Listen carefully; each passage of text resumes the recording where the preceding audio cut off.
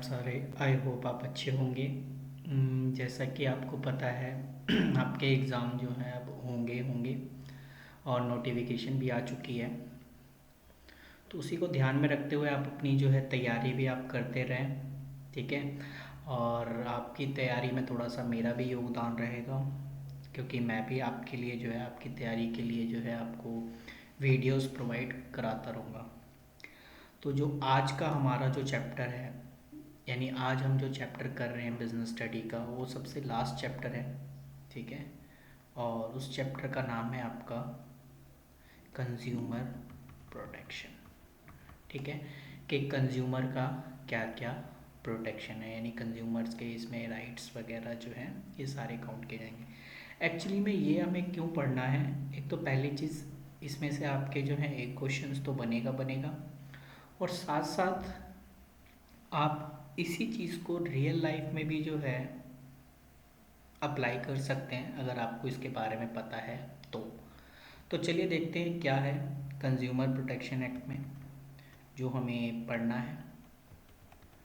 अम, आपको पता है ना कंज्यूमर प्रोटेक्शन होता क्या है, यानी हम एक ऐसा लॉ वगैरह क्रिएट किया जाता है जो एक तरह से कंज्यूमर को प्रोटेक्ट करता है, ठीक है ना। तो consumer protection refers to protecting the interest of consumers, ठीक है।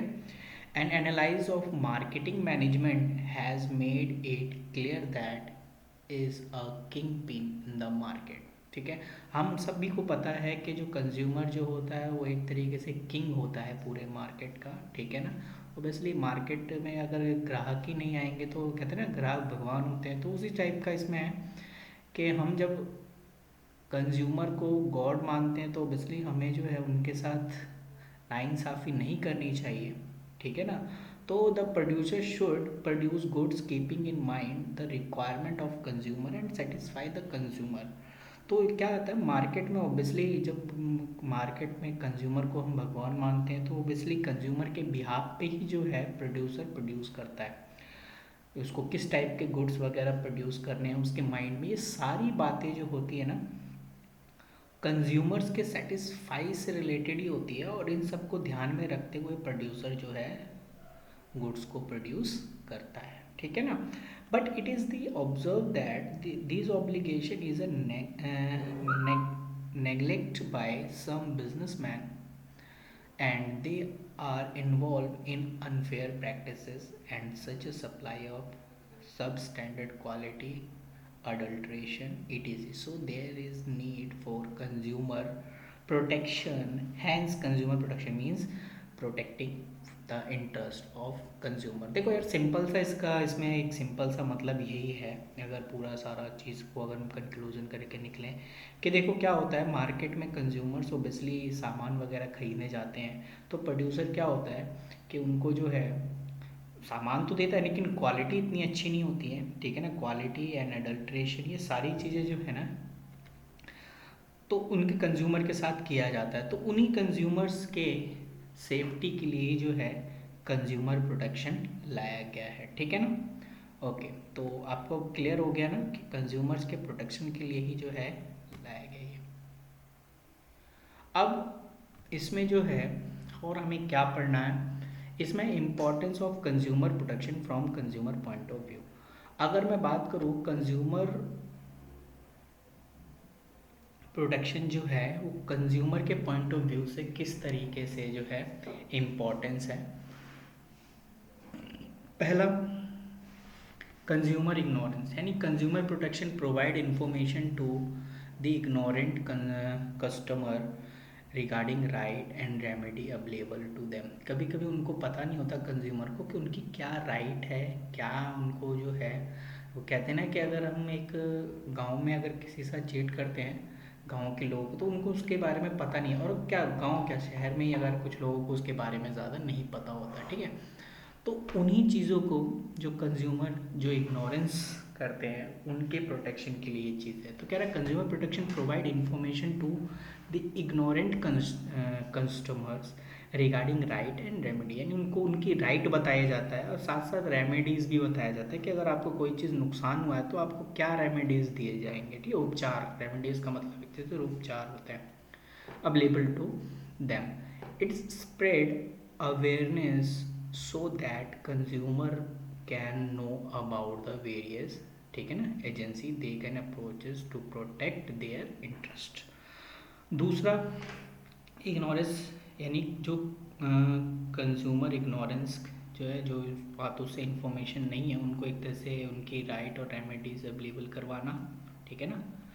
और ऑर्गेनाइज कंज्यूमर, यानी in developed countries like India consumer are not organise, तो there are very few consumer organisation which are working to protect the interest of consumer. Consumer protection encourage the establishment of more consumer organisation. आपको पता है India में इतने ज़्यादा consumer organisation नहीं है जो कंज्यूमर्स के बिहाफ पे बात करें, कुछ ही हैं, गिने चुने लोग हैं, ठीक है ना। तो इसमें कहा जाता है कि एक तरह से क्या है कि अगर आप ज़्यादा से ज़्यादा इंडिया में कंज्यूमर ऑर्गेनाइजेशंस को इस्टेब्लिश करोगे तो ऑब्वियसली वो और लोगों को जागरूक करेंगे, और जब और लोगों को जागरूक करेंगे तो सीधी सी बात है, तो हमारे पास एक तरह से जितने भी कस्टमर हैं उनको एक प्रोटेक्शन मिलेगी मिलेगी। तो consumer protection provide the power and right, यानी कंज्यूमर प्रोटेक्शन का मतलब है कि कंज्यूमर्स को उनके पावर एंड राइट प्रोवाइड कराना, ठीक है ना, टू दी ऑर्गेनाइजेशन,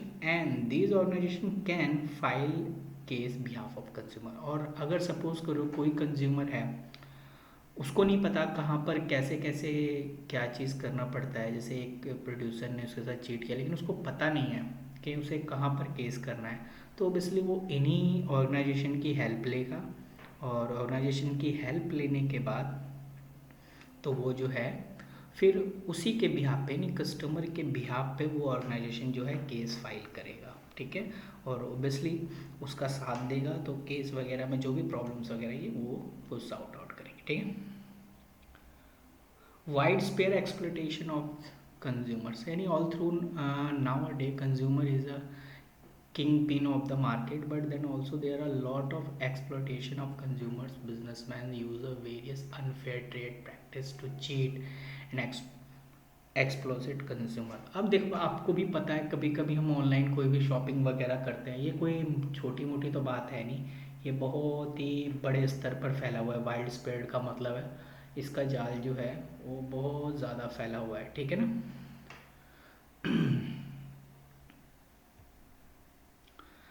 ठीक है, तो इसका जो जाल है वो बहुत बड़े स्तर पर है, ठीक है ना। तो ओबियसली ये छोटी भी मोटी तो बात है नहीं, तो वही चीज़ इसमें कह रहा है कि ये जो एक्सप्लोइटेशन जो हो रहा है, तो शोषण जो किया जा रहा है कंज्यूमर का या कस्टमर का, कुछ भी कह लो, वो पूरे वाइड स्पेन यानी बड़े संख्या में किया जा रहा है। एक दो की बात होती तो हम मान भी लेते, 100-200 की बात होती तो मान भी लेते, लाखों की गिनती में, ठीक है ना। कि ऑनलाइन से जैसे हम सामान खरीदते हैं, लाते कुछ और है, क्वालिटी वलिटी ये सारी चीज़ें मतलब दिखाते कुछ और है और आपको दे दे कुछ और है, तो ऑब्वियसली आप तो अनसेटिस्फाई हुए ना इस चीज़ से, तो इसका मतलब है आपके साथ चीट किया गया आपकी क्वालिटी के रिगार्डिंग, ठीक है। उसके बाद ये तो था कंज्यूमर के पॉइंट ऑफ व्यू, यानी हम कंज्यूमर के हिसाब से सोच रहे थे कि कंज्यूमर प्रोटेक्शन एक्ट क्यों आना चाहिए, कंज्यूमर प्रोटेक्शन है क्या चीज़, हम कंज्यूमर के बिहाफ पे सोच रहे थे। अब importance of consumer protection from business point of view, यानी जो बिजनेसमैन है जो प्रोड्यूसर है उसके पॉइंट ऑफ व्यू से कंज्यूमर प्रोटेक्शन की क्या इंपॉर्टेंस है। पहला, अगर लॉन्ग टर्म अगर आपका इंटरेस्ट ऑफ बिजनेस है तो ऑब्वियसली आपको ऐसे सामान लोगों में प्रोड्यूस करना पड़ेगा जो अच्छी क्वालिटी हो, ठीक है ना, ताकि जितने भी कंज्यूमर है वो सेटिस्फाई हो सके। अदरवाइज़ अगर आप लो क्वालिटी का, यानी कोई बिजनेसमैन लो क्वालिटी का सामान बना के कंज्यूमर को चीट करता है, तो ऑब्वियसली वो कंज्यूमर प्रोटेक्शन एक्ट में जाएगा, यानी कंज्यूमर प्रोटेक्शन के बाद जाएगा, और वो क्या करेगा, वो उस पर बिजनेसमैन पे केस कर देगा, वो कंपनी उसकी बंद करवा दे। इसका मतलब आपका बिजनेस अब वहीं पे बंद हो गया, ठीक है ना, इंजेक्शन कर दिया वहाँ पे उसको रोक लगा दिया गया है, ठीक है ना। तो आप इस रोक से बचना चाहते हैं तो ऑब्वियसली आपको जो है इन सब चीज़ों का ध्यान देना पड़ेगा। बिजनेसमैन यूजेस सोसाइटी रिसोर्सेस, ठीक है ना, यानी businessman use of resources of society, they earn profit by supplying goods and service to member of society, so it must do something for society. अगर आप सोसाइटी की आप सोसाइटी के लिए आप प्रोड्यूस कर रहे हैं, चाहे वो गुड्स है या सर्विस है, तो ऑब्वियसली आपका ये भी बेनिफिट है, आपका ये भी होगा कि आप सोसाइटी के लिए कुछ कर रहे हैं ना। ठीक है, आप सोसाइटी से प्रॉफिट कमा रहे हैं सप्लाई करके, सर्विस प्रोवाइड करके, ठीक है ना। और अगर आप उस सोसाइटी के लिए अगर आप कोई हेल्प नहीं कर रहे हैं तो ऑब्वियसली तो वहाँ तो गड़बड़ होगी ना।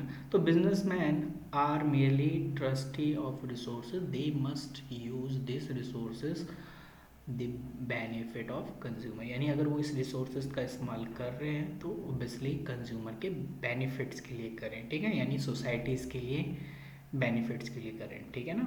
क्योंकि अगर अगर हमसे अगर आप प्रॉफिट कमाना चाहते हो तो हमें अच्छी फैसिलिटी भी तो देनी ज़रूरी है। सोशल रिस्पॉन्सिबिलिटी भी है, ठीक है ना, कि सोशल रिस्पॉन्सिबिलिटी में क्या आ गया, businessman has a social obligation toward various group and customer is one of the important group. It is responsible of businessman to provide good quality and, यानी वही चीज़ बात कह रहा है कि कंज्यूमर को जो है अच्छी क्वालिटीज़ के गुड्स और रीजनेबल प्राइस पे प्रोवाइड कराना, ताकि यही आपकी सोशल रिस्पॉन्सिबिलिटी बनती है।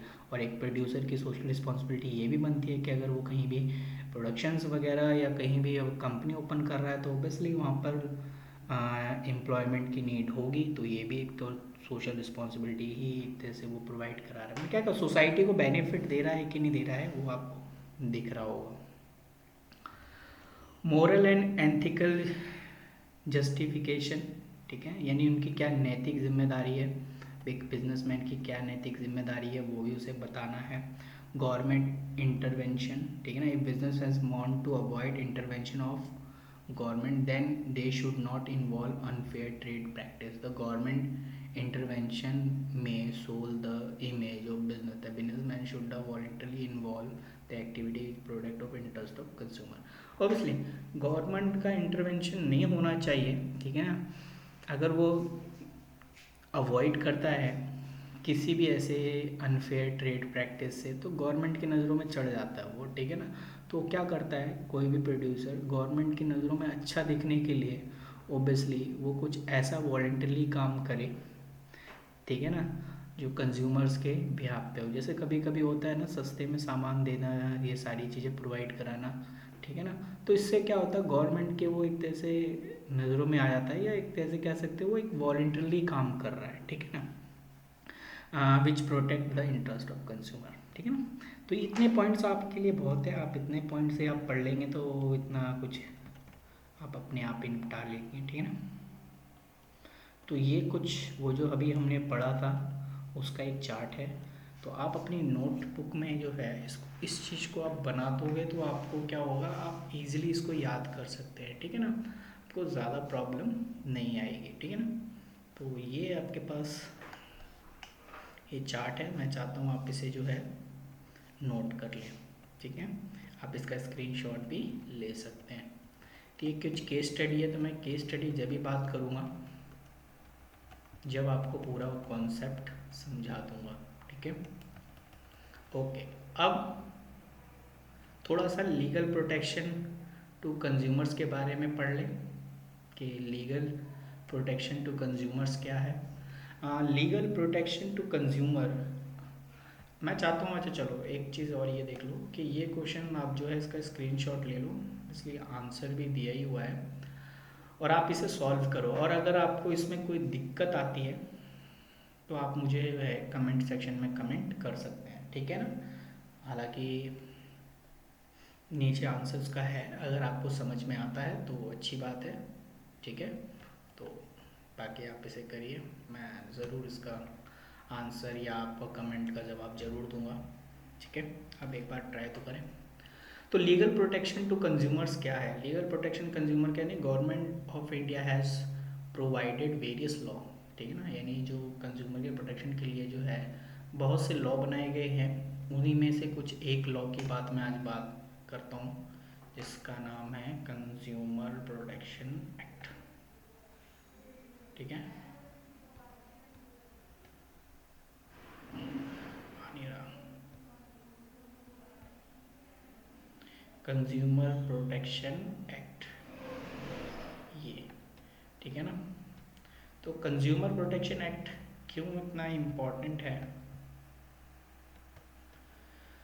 देखो, हमारा जो कंज्यूमर प्रोटेक्शन एक्ट है वो 1986 की बात करता है, ठीक है ना। अगर आपसे पूछे कंज्यूमर प्रोटेक्शन एक्ट क्या है, कौन सा एक्ट है, तो ओबियसली 1986 अप्लाई हो रहा है। हालांकि नया एक्ट आ चुका है 2019 में ही इसको लाया गया, ठीक है ना। बट वो सिलेबस में आपके नहीं, आपको यही आपने पढ़ना है टोटली, ठीक है ना। तो नया चीज़ जब नई बुक में आएगी तो ओबियसली उनके लिए हुआ, बट आपके लिए फ़िलहाल यही है।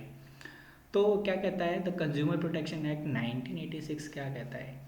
Enactment of Consumer Protection Act 1986 was one of the most important steps taken to protect the interest of consumer, and the provision of act came in force from July 1, 1987।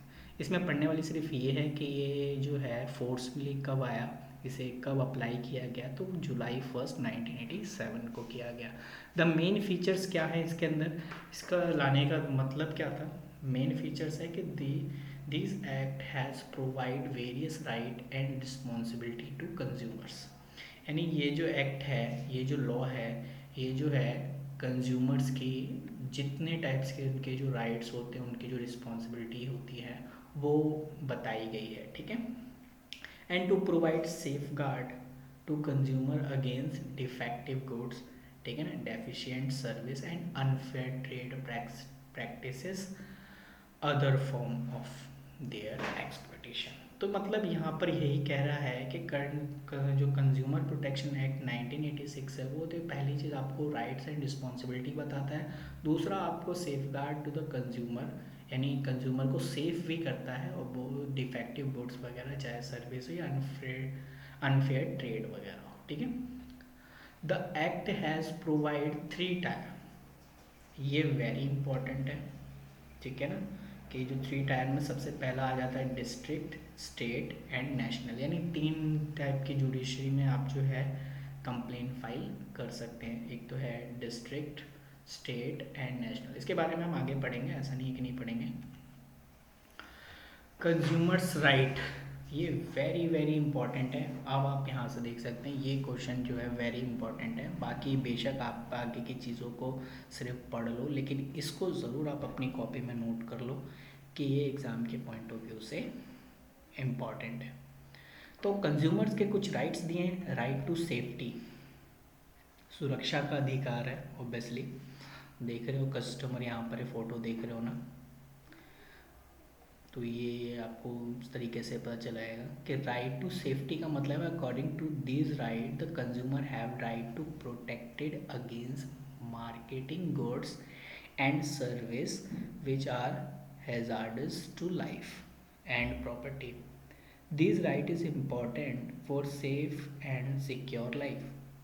These rights include concern for consumers long term interest as well their present requirement, ठीक है ना। Sometime the manufacturing defect the in pressure cooker, gas cylinder, electricity appliances, ये सारी बातें, मतलब ये क्या कह रहा है कि अब जैसे यहाँ पर देखो, यहाँ पर ये एक कस्टमर है और वो ग्राहक जिसे हम बोल रहे हैं, और एक आपका सेलर है। मैम, इसमें सेलर क्या बोलता है, ma'am you can buy this one, तो क्या कहती है इसमें, I want to buy microwave of good quality, no give me that on with ISI mark. अब ये जो ISI मार्क है, आपको कुछ आगे हैं इसमें, मैं आपको उसके मार्क के बारे में आपको बताना चाहिए कि जो भी इलेक्ट्रिक जितने भी मार्क्स जो होते हैं आपके, उस पर ISI मार्क होता है जितने भी इलेक्ट्रॉनिक गुड्स वगैरह होते हैं, ठीक है ना। क्योंकि ये ऐसी चीज़ें होती है, हज़ार्ड का मतलब है कह सकते हैं कि ये आपकी लाइफ में, लाइफ का ये कह सकते हैं, हज़ार्ड टू लाइफ का मतलब यही हो गया कि एक नुकसान पहुंचा सकता है ये, ठीक है ना। वो इसलिए अगर आप प्रेशर कुकर की बात करो, आप इसे कम समझ रहे हो क्या, गैस सिलेंडर की बात कर रहे हो क्या, कम समझ रहे हो। अगर बाई चांस गलती से गैस सिलेंडर ऐसा आपको दे दिया जो लीक करता है, और आपने लाइट, आप कह सकते हैं ना कि माचिस जलाई और देखो क्या हो जाएगा। मैं इस बारे में कुछ कहना नहीं चाहता, ठीक है ना, मर्जी है आपकी। लेकिन मैं आपसे कह रहा हूँ भाई ऐसा चमत्कार करने की आपको ज़रूरत नहीं है, ठीक है ना। तो वही है राइट टू सेफ्टी, यानी आप जो आपका जो प्रोड्यूसर है, आप उससे जब सामान खरीद रहे हैं, कोई भी ऐसी चीज़ जो आपको लगता है कि ये नुकसान वाली वस्तु है हमारे इसमें, तो आप उससे ये चेक कर लो कि उस पर मार्क सही से है, यानी हॉल मार्क दिया है कि नहीं दिया, आईएसआई मार्क का। तो ये एक बताता है कि ये सामान जो है टेस्टेड है एंड सही है, ठीक है ना। The right to safety protect the consumer from sale of such hazard goods और सर्विस, ठीक है। तो ये जो राइट टू सेफ्टी जो है वो प्रोटेक्ट करता है कंज्यूमर को from the sale of such hazardous goods और सर्विस, ठीक है। अब है right to information. According to this right, the consumer has the right to get information about the quality, quantity, purity, standard and price of goods और service, ठीक है। तो मतलब राइट टू इन्फॉर्मेशन का मतलब है कंज्यूमर को ये राइट है, वो पूछ सकता है, ठीक है, दुकानदार से उसकी क्वालिटी के बारे में, कितनी क्वांटिटी है उसके अंदर, प्योरिटी क्या है, स्टैंडर्ड उसकी क्या है, उसका प्राइस क्या है, यानी उसे बताना ही पड़ेगा, ठीक है ना। ये नहीं कि right to make a choose, यानी कि आप जो है चॉइस आप कर सकते हैं, ठीक है ना, कि आपको चुनने का अधिकार है। आप ये नहीं कि प्रोड्यूसर या दुकानदार आपको कोई सा भी वस्तु आपको थमा देगा, कहेगा ये ले भाई ये अच्छा है ये लो, नहीं नहीं नहीं, मैं खुद अगर देख के लूँगी तो वो ठीक है। तो मतलब क्या कहना चाहते हो यहाँ पर, यही है कि कंज्यूमर जो है आराम से देख के जो उसे पसंद आएगा वही चीज़ वो लेगा, किसी के दबाव में वो कोई भी सामान नहीं लेगा, ठीक है। इसमें कहा जाता है right to make a choice. ऊपर इन्फॉर्मेशन की बात की गई थी, इसमें आपका इन्फॉर्मेशन है उसको बताया जाएगा जो पूछेगा, और यहाँ पे चॉइस है, ठीक है। तो आप ऐसे याद कर सकते हो, सेफ्टी, इंफॉर्मेशन एंड चॉइस।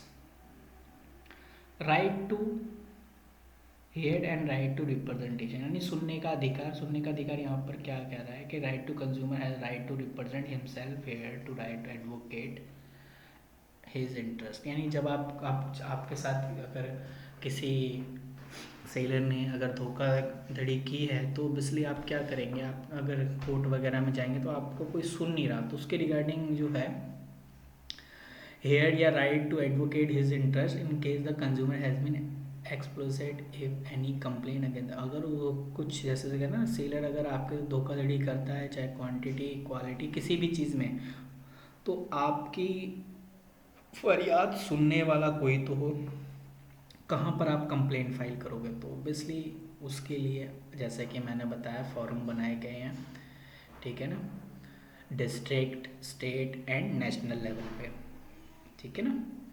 तो वहाँ पर आप जो है अपनी कंप्लेन लिखवा सकते हैं, बाकी और किसी को बता के क्या फ़ायदा, लेकिन अगर आप वहाँ कंप्लेन लिखवाएंगे तो ऑब्वियसली आपकी हेल्प की जाएगी, ठीक है।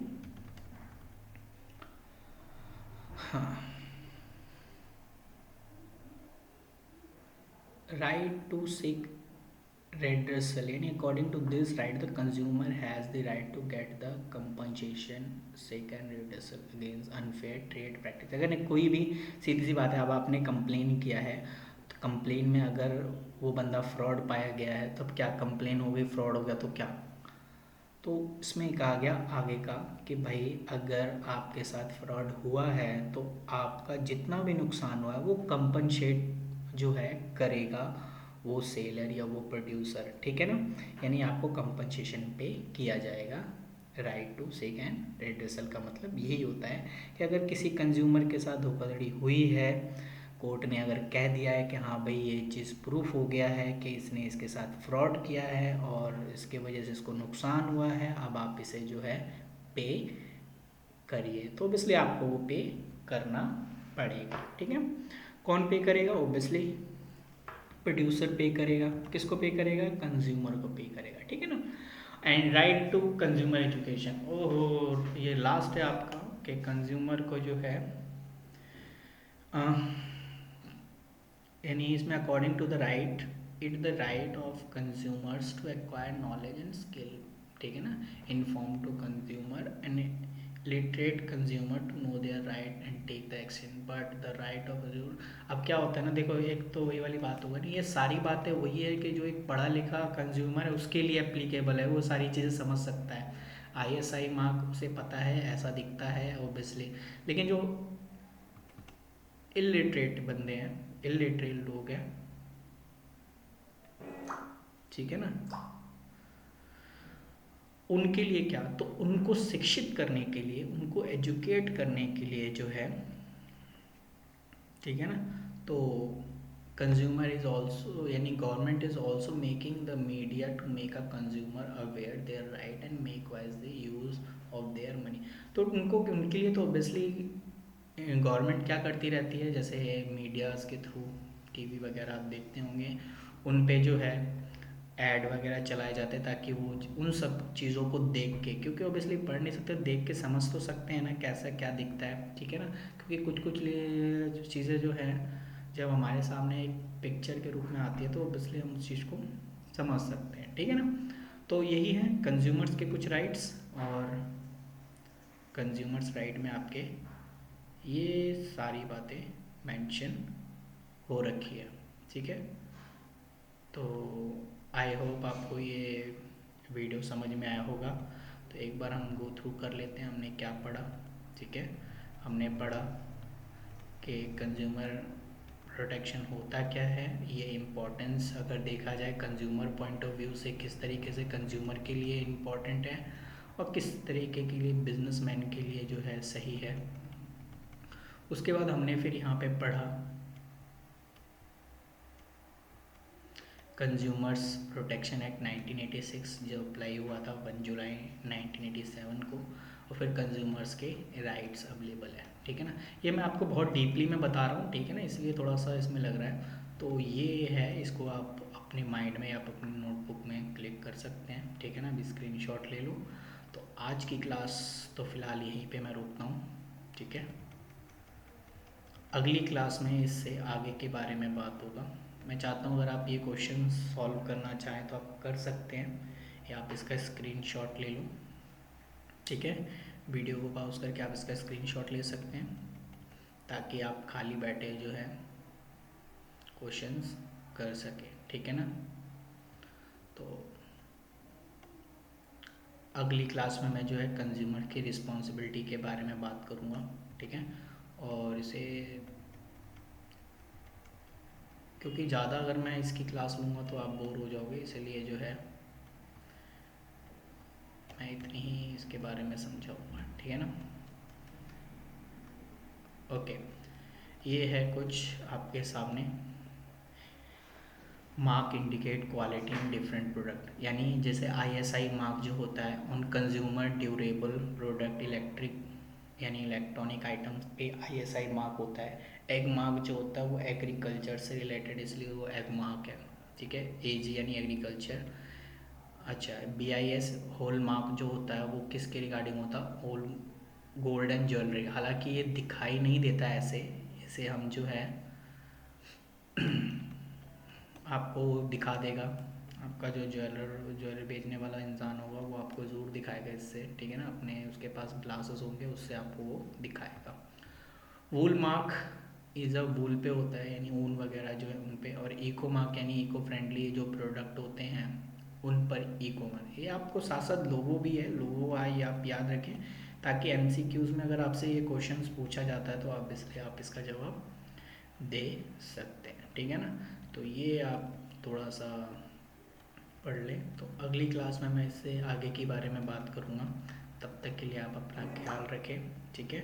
और अगर कुछ भी होता है तो आप मुझे कमेंट कर सकते हैं, ठीक है। तब तक के लिए आप अपना ध्यान रखें, टेक केयर, बाय।